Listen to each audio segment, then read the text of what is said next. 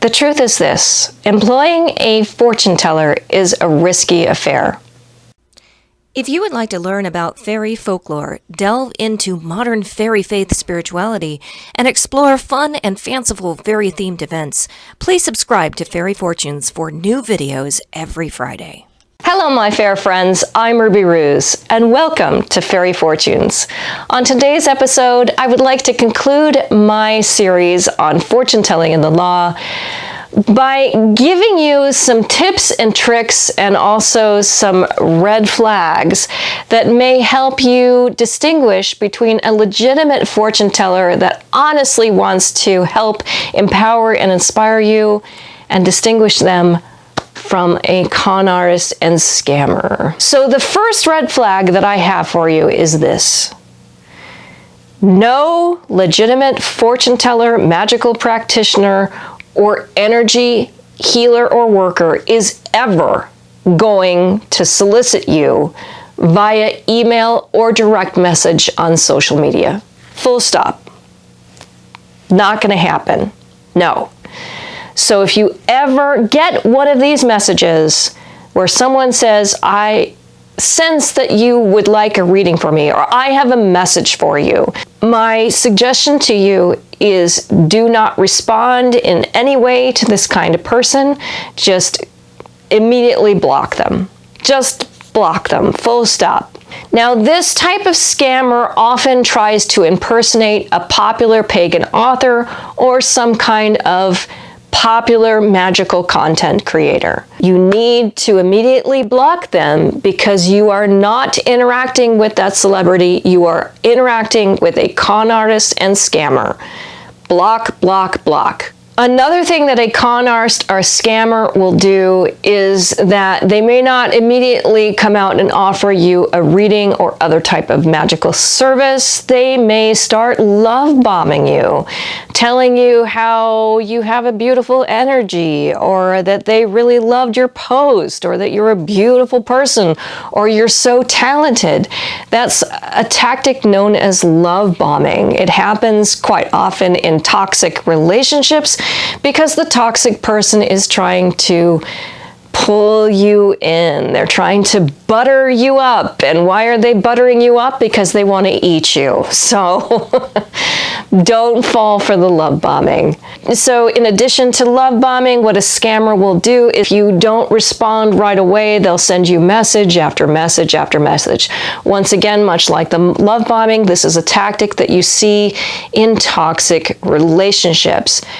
The person wants immediate attention. They are preying on you. They see you as the object and they are the predator. Don't trust somebody that is relentless in their contact. Don't even bother engaging with them. Just block them, because this suggests to me that they are a toxic person, regardless of whether they're a con artist or scammer. They're toxic. Do not engage. My second red flag that gives away a scammer or con artist posing as a fortune teller is employing the use of intimidations and threats in order to hook you in and get you to purchase their fortune telling or magical services. And I'm here to tell you that no legitimate fortune teller is going to do this. No legitimate fortune teller is ever going to say, you've been surrounded by dark energy, or, oh, I sense that you are suffering under the curse of a generational trauma. No legitimate fortune teller is ever going to do this. Somebody that uses intimidations or threats is a scammer or con artist. Run away immediately. In fact, the only time a fortune teller or magical practitioner should ever bring up the subject of curses or any kind of dark energy is when you yourself have brought that to them, and that is the issue that you would like to discuss with them. If they're the ones introducing that, that is an intimidation or threat tactic, and that is the indication of a scam and con artist. Do not engage. Red flag number 3. No legitimate fortune teller is going to use their fortune telling service or their magical service that you've come to them for. They are not going to use that session to sell you other products. You should never be pressured to purchase any crystals, any herbs, any books, anything at all. You should never be pressured to pay for something other than the service that you have come in for. Now, obviously, if you're visiting a metaphysical shop or an occult store, anything like that, of course, there's going to be an array of books and crystals and herbs and all kinds of things for you to buy. Their displays should speak for themselves. If you have come to them saying, I feel like I'm under a curse, they could say, well, if you feel that you are under a curse, we do have a selection of talismans that you may want to look at before you leave today. They're right over there in that corner. They're just providing you with the information. It's there if you want, but you should not feel pressure to do that. Or they may say, hey, this particular topic, I know of this really great book. They can write the name of the book down. You can consider getting this book, but whether you buy the book there or if you get it from the library at a later date, that's up to you. You should not feel pressured to engage in buying anything other than the service you have come in for. If they say, you need this book, here it is, I'm going to add this to your tab, that is the indication that this person is not a legitimate fortune teller and that they are a toxic person at best, and at worst, they are a scam and con artist. Red flag number 4 is follow-up appointments. Now, in part 1 of fortune telling in the law, I go over the legal definition of what fortune telling is. Fortune telling does cover things like astrology and divination, but the legal definition of fortune telling also includes what's known as crafty sciences. These are things like energy healing, Reiki, all of those things. So just be cautious, because it's very easy to lose sight of how much money you've actually paid when they are encouraging multiple services. I have mentioned multiple times that fortune telling, divination is really what I should be saying here. Divination is an art form, and you can get the same kind of creative insight and perspective from another form of art. So you don't have to go to a diviner, you don't have to go to a fortune teller. You could easily read your favorite book or see an inspirational movie or watch a TED Talk on YouTube. There are other ways to get the same kind of creative insight that you would get from fortune telling. You can get that in other places. Likewise, with energy healing, you could easily go to a massage therapist. You could see a holistic medicine practitioner. You could see an acupuncturist. These are people that have more regulations, and they can provide the same types of services that energy healers do. And another thing about energy workers and Reiki practitioners, these types of healers are generally not covered by insurance companies, but holistic medicine, therapists, massage therapists even, these are professions that will be covered a great deal of the time by insurance companies. So do take care that you weigh your options and understand what you're trying to accomplish with an energy worker of some kind. The 5th and final red flag that I have for you in this video is a fortune teller or other kind of magical practitioner that does not have their own website. And I just want to be clear that a Facebook business page is not a website. A WordPress blog site is not a website. A website is www.thebusinessname.com. There should be no WordPress after it. There should be no Facebook after it. It should be a legitimate website. Now, there are some exceptions to this rule that I will get to in just a few minutes, but with a website, you should be able to go to their website location and look at the services that they have to offer. You should be able to get some kind of information on the fortune teller, what they believe, what their practices are. Sometimes they will let you know their experience level. You can glean information from their websites, and you will have a clear picture of what to expect and specifically how much they charge. That is all on their website. Another thing about a website is this: a fortune teller who has a website has made an investment into their business. A web page costs money. You have to buy the domain site. Unlike a Facebook business page or a WordPress blog page, which are free, those do not cost a person any money to have. The website, though, does. The website is an investment. Here's the thing: if a fortune teller is not willing to invest in their own business, why then should you? I also think that you should probably do a little bit more research on a fortune teller or magical practitioner before giving them any of your hard-earned money. In addition to having a website, a magical practitioner or fortune teller should have a strong social media presence. Check them out on Instagram. Do they have a YouTube channel? Are they on Facebook? What do they put out on Twitter? The website is definitely a business investment. It is there for you to see what services they offer and how much they charge for those services. But the social media presence is where that you're going to learn a little bit more about what they value and what their goals are and how they contribute to society. What are they offering for free to society? So, for example, a really solid fortune teller or magical practitioner, you'll see this a lot with popular pagan authors and also magical content creators.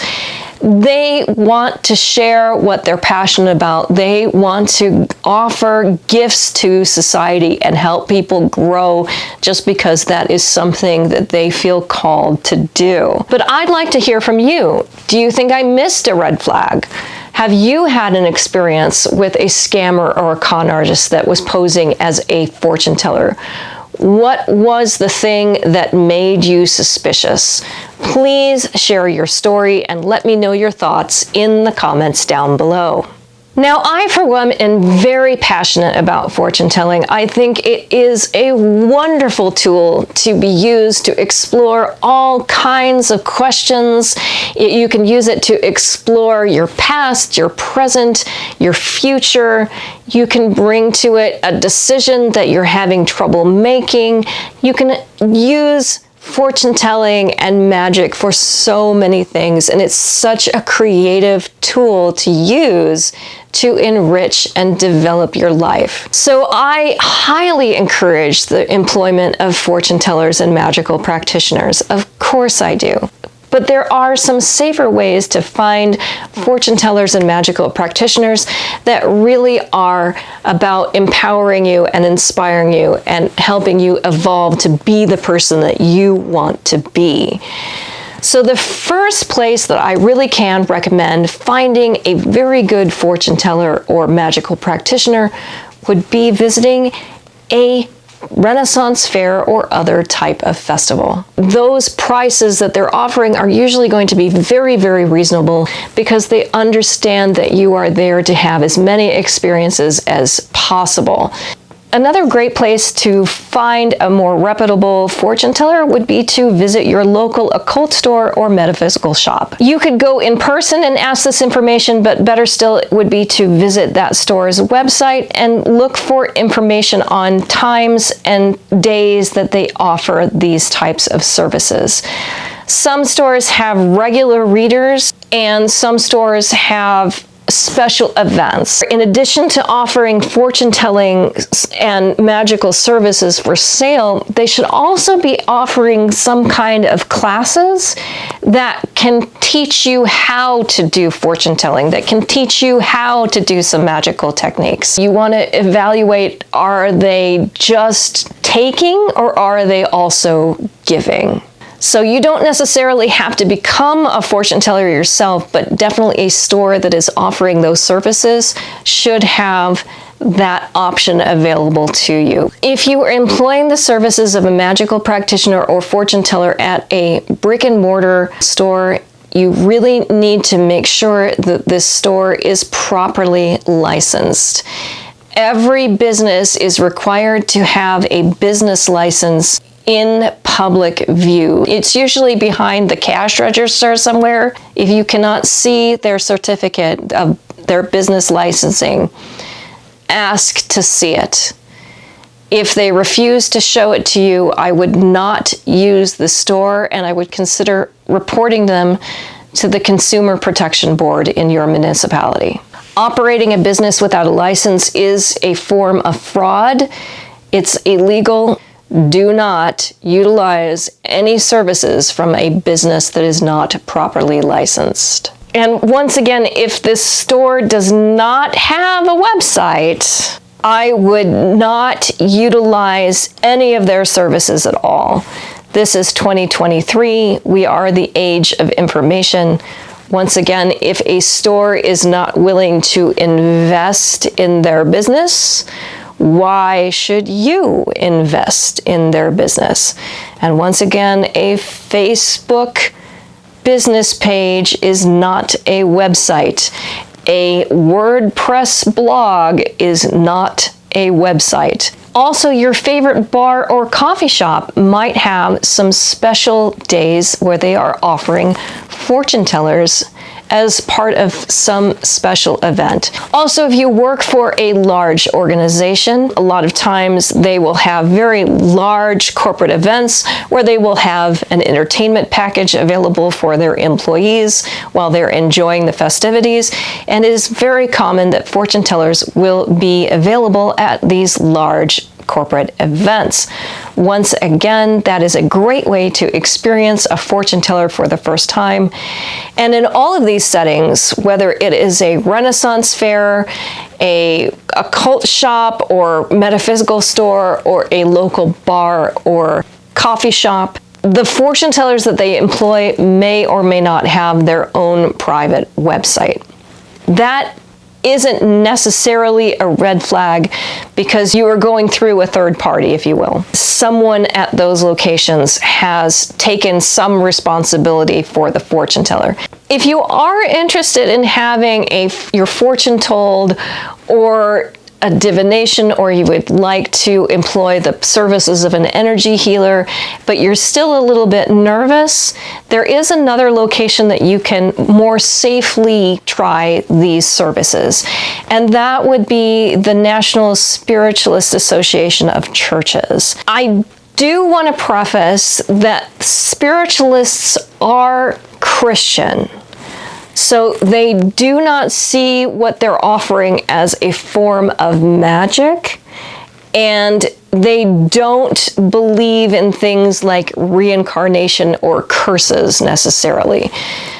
So, but if you are simply wanting to connect with like a deceased family member, or if you're interested in having some insight gleaned from a fortune-telling reading, or you feel that you are in need of energy healing, but you're nervous about employing these practices, the spiritualists are a safer route to go. A person affiliated with the National Association of Spiritualist Churches has gone through a battery of classwork, and they have also gone through an internship program, if you will, where they are vetted by more experienced practitioners and receive a certification.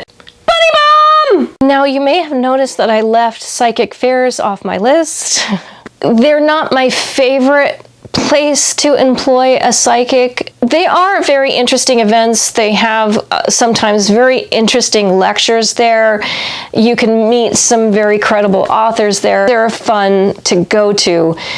But my experience has been that at a psychic fair, there are more psychics available than there are clients. And to me, that just opens the door for a lot of toxic solicitation practices. There's a lot of competition, if you will, for those very few clients that are coming in to have their fortunes told. So they're just not my favorite place to find a psychic. Pricing for fortune tellers can wildly vary. Wildly. Like, it's all across the board. What I can tell you is this, is I personally don't charge very much. Most of my fortune telling is done on a one-on-one festival setting. And I understand that people have come to this festival to have a good time, and I am only one of the experiences that they intend to have at that festival. So I keep my prices reasonable because I want people to enjoy it and still have enough money to go and buy that suit of armor if that is what they choose to do. Most divination readings will start about $10 because it's usually kind of like $1 a minute situation. So $10 is a reasonable beginning price, but that price can go up and up for various reasons. When you get to popular pagan authors or popular pagan content creators, those private sessions can really go up into the hundreds of dollars. And the reason for that is much like anything else, you're paying for a brand name. Now, obviously, these are people that have spent a lot of time and effort honing their craft, so I do feel that they are entitled to charge the prices that they do. High prices can also encourage a committed client, if you will. Certifications will also increase a fortune tellers and magical practitioners' prices. Just be careful of that. The only certification organization that I have come across that I feel confident in recommending is the National Spiritualist Association of Churches. It is so easy to fall prey to a con artist and scammer. These are people that have put in a lot of time and effort honing their craft of taking advantage of people. So if you have been the victim of a scam or con, it is not your fault. You are not stupid. It is something that happened to you. You were a victim. There are things that you can do if you have fallen prey to one of these scams. So the first resource that I have for you is the AARP Fraud Watch Helpline. You do not have to be a person over 55 to utilize this helpline. They will help anyone that calls their hotline number. They will be able to direct you to some other resources and will walk you through the process of how to help yourself.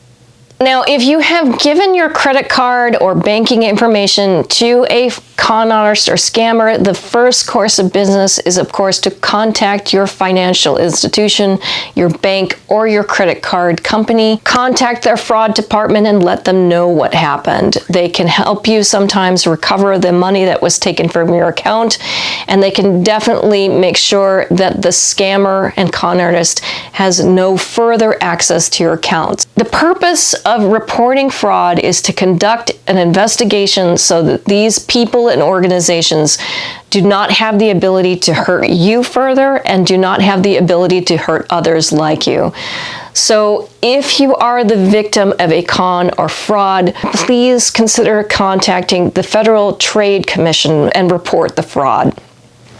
The FBI also has a division that handles fraud and is specifically online fraud. They have a complaint center. All of these resources I will have linked for you down below. And I just want to point out that this whole series of fortune telling and the law, there was so much research involved in this video series that I actually ran out of characters for the description box down below. So I have a whole article with a section on how to report fraud and crime.